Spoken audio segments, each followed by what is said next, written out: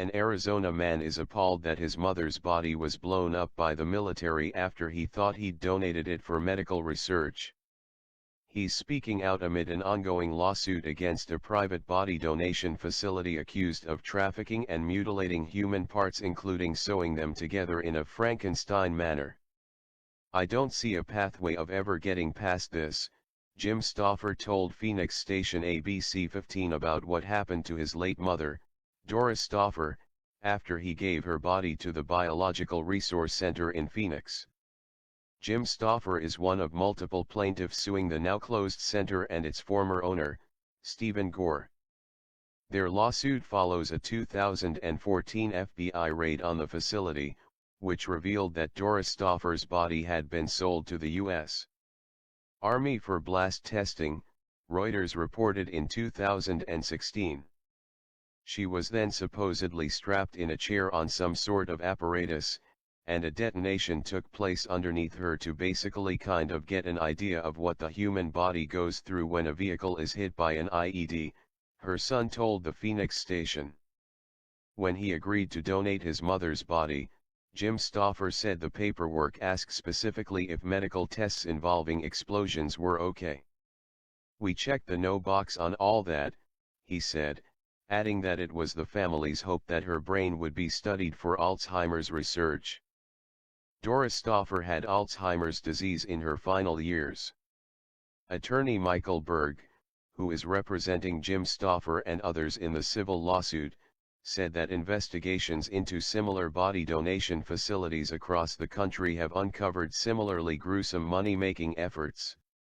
"These are grave robbers who don't even have to dig up the grave. They get it by misrepresentations," he told HuffPost. At the Biological Resource Center, Berg said, many families were told that their loved ones' bodies would go toward medical research to potentially help treat or even cure the ailments they'd suffered from. Cremation costs would also be covered. Instead, body parts were diced up and sold, in some cases around the world, for profit. Some people also received boxes containing cement dust instead of their relatives' ashes, he said. "They have a price list.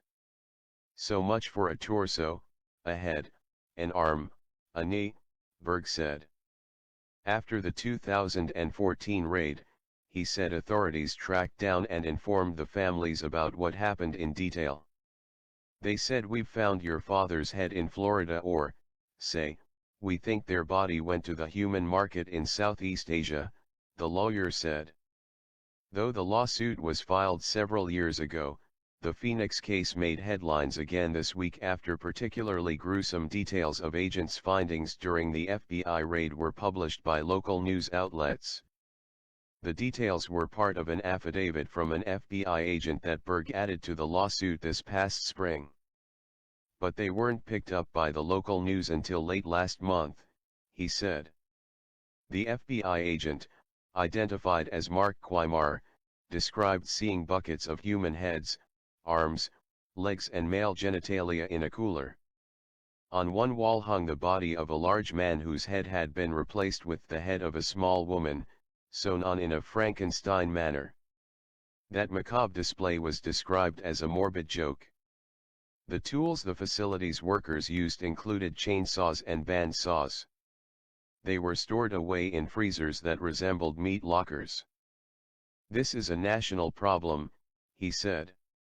"We believe that this is going on in not only the cases that we have, but we believe that it's something that's been going on in the darkness for a long time." Unlike organ donations, Berg said whole body donations are highly unregulated.